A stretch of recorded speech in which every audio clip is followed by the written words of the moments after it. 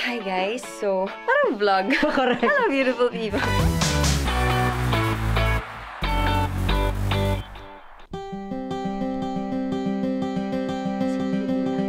Nandito ako ngayon sa recording studio sa GMA para i-record ang tula na ginawa ni Juan Miguel Severio para kay Erwin, para sa kanyang gagawin para sa Battle of the Judges.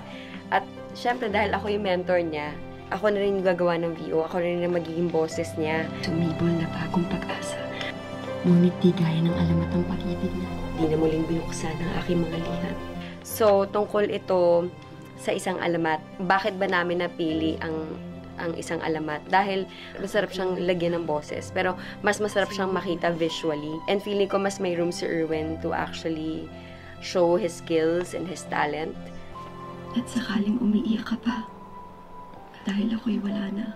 Nakakaiyak siya pag binabasa mo siya. Nararamdaman ko siya. Originally, nung sinulat ni Juan Miguel, dapat sagutan siya. Pero I felt like parang gusto ko, parang point of view lang ng babae. Mamaya, makikita natin siya.